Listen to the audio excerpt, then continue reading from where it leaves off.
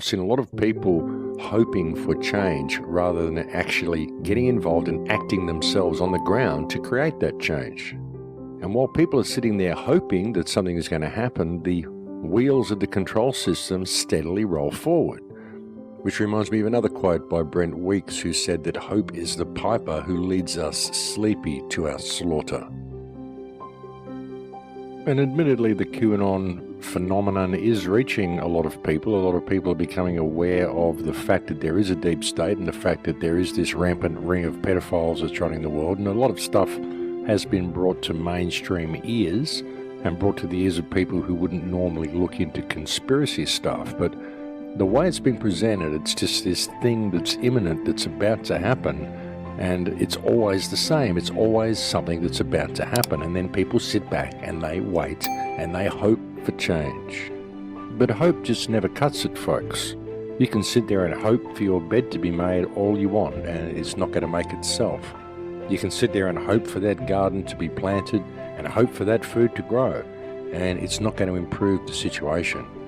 We need to be involved proactively in our communities to bring these changes about ourselves. And of course, a lot of the problem in this is that people can't even see what it is that the threat is. They can't see what they need to save themselves from. They think it's simply government corruption.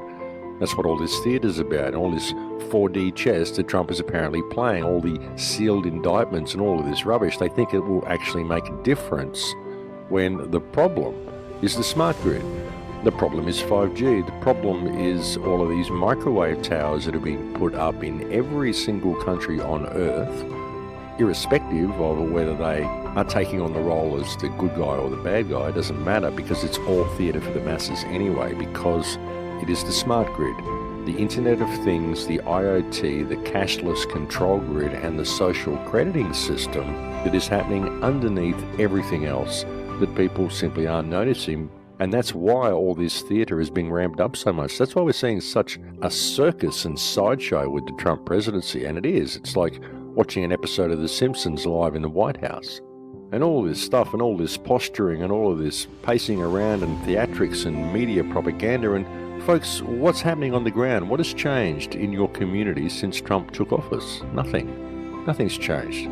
Is your life easier now that Trump is the president, or you pro-Trump supporters out there? Has things really changed for the better for you? Or is it just imminent? You're waiting on the edge because it's all about to happen, like it's always about to happen.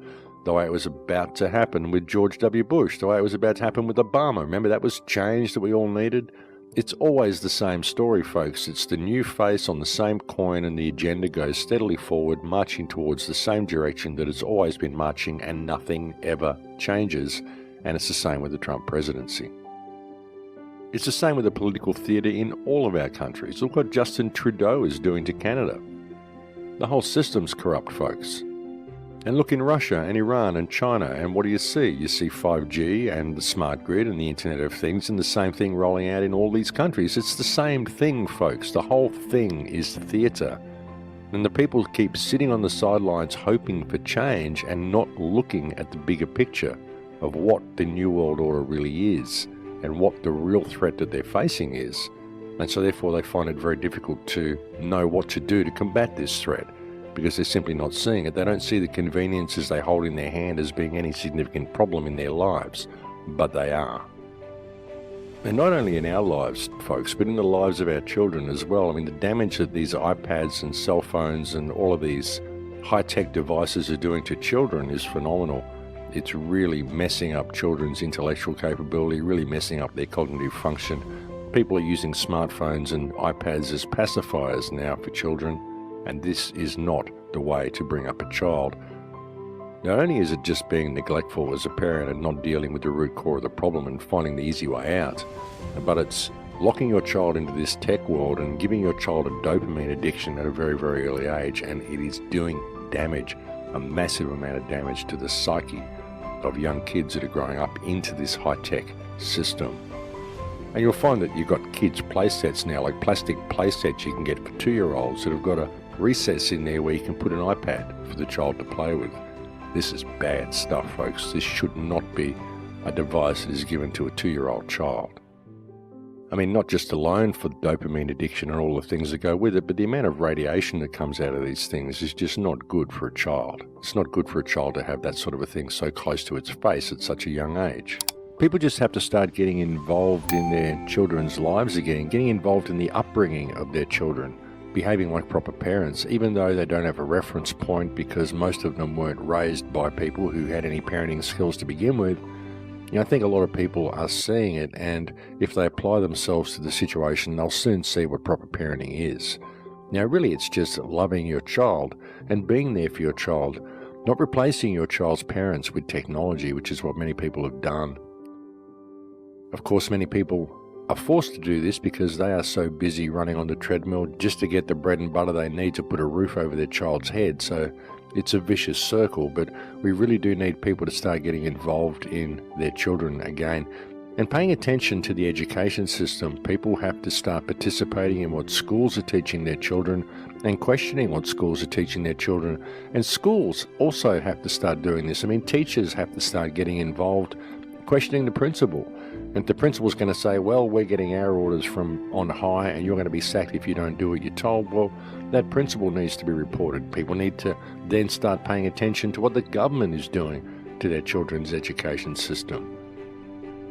I'll say that and people will say, well, if the school principal's just doing the wrong thing like that and you say report it, well, who am I going to report it to? Well, report it to the other parents. That's the thing. So the parents start to understand what is actually being done to their children. There's no good reporting it to the government because the government is the source of the problem. Because ultimately that's where it all comes from. The children have been brutalized the way they have because of legislation that's been put in place by government which has allowed this situation to happen. And not only allowed it, but created the type of environment where it's bound to happen. It's all been done deliberately. The human race has been led to exactly where they are. And now they're being led into this smart grid. It's really time for the parents to put things down, put their tools down and turn and face this system and call it out for what it is. It's really time for people to get involved. This smart system that is rolling out is going to be the total lockdown for all of us if we do not pay attention and we allow it to simply roll out unimpeded by any voice from us. The problem is people are just too cowed. They're too scared to speak out because they have this misplaced belief in authority. And they think that if they say anything, they'll just get knocked on the head and disappear. But it's really not like that. I mean, I've been screaming from the rooftops for 10 years on this radio show, folks, and I haven't been knocked on the head yet. So you can do it too. You can get involved in your own community and start talking to your neighbours and start addressing some of these problems. And if we do start addressing them and start putting a little bit of energy into that, then I think we will find some healing for the situation. But I really think it's time for people to just down tools. I'd like to see massive strikes right around the world. Everyone just stop what they're doing and say, hey, we're not going to do this anymore. People are in fear of the system. They don't want to see the system come online, but at the same time, they're in fear of standing up against the system. Well, what's it going to be? Either you do something about it now or you don't complain when it comes online, because when it does come online, you're not going to have any means of complaining. You're not going to have any means of holding anybody liable because it'll all be an algorithm. It'll all be run by AI. And it's up to us to stop that happening. It's up to the people to acknowledge what is happening and to take steps to stop it, take steps to address it. And simply by asking questions, make your voices heard. Talk to the politicians and say, hey, we're not going to accept this. And again, when you're looking at Trump and all of these theatrics that's going on in the White House at the moment, all the theatrics that's going on in all of our governments at the moment, ask yourself, how many of them are addressing this issue? Nobody's even talking about it. No one's mentioning it, no one's talking about it, no one's even suggesting that there may be a problem. No one's talking about the cashless control grid, no one's talking about social crediting, no one's talking about this in anything but a positive light. The Internet of Things, 5G, how wonderful it's all going to be for us, but it's not. It's the control grid. And that is why we're seeing so much theatre in every other aspect you can think of to keep us distracted from what is happening right beneath our feet. So pay attention, ladies and gentlemen, pay attention and get involved, because you can stop this if you choose to participate. It's really as simple as that. Just your basic participation. Go and join the In Power movement. Start sending out these affidavits. Start questioning authority. Start alerting your neighbours to what's happening and telling these politicians and these power companies that you're going to hold them liable for damages, and things will begin to change. But you have to get involved on the ground yourself in order to make this happen. And all this may sound a little demanding of me as well. It may sound like I'm just putting the blame and the need to act in all of this on you people, but I don't mean it to come across that way at all. And if you can't actually get involved and do something and send out affidavits and things like that, if you simply can't do it, well, there's other ways you can make a difference anyway by simply not complying with the smart grid. Don't buy all these smart devices. Don't get a smart meter installed on your home. And if it's mandatory, well, you're going to have to go down the path of these affidavits because it's the only way out. Because mandatory doesn't mean mandatory. It doesn't mean they actually have to do it, folks. It's just rubbish they write on paper. And the problem is they get away with it because you never hold them liable for the damages that they're causing, because we never identify the damages that politicians cause as actually causing harm, which is what it is. And this is something that I've gone through on previous shows. You can identify the harm that politicians cause, you can lodge affidavits identifying that harm, and you can file claims against these people. And why do I say this? Why do I say this all the time, and why do I rant about it so much? Well, really, it's not ranting, folks. Very often people mistake passion for ranting.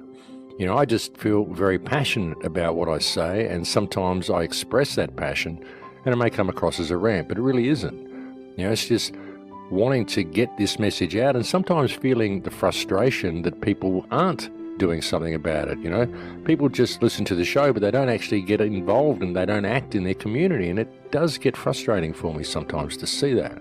But having said all that, again, why do I do it? Why do I even bother? Why don't I just go home and enjoy life?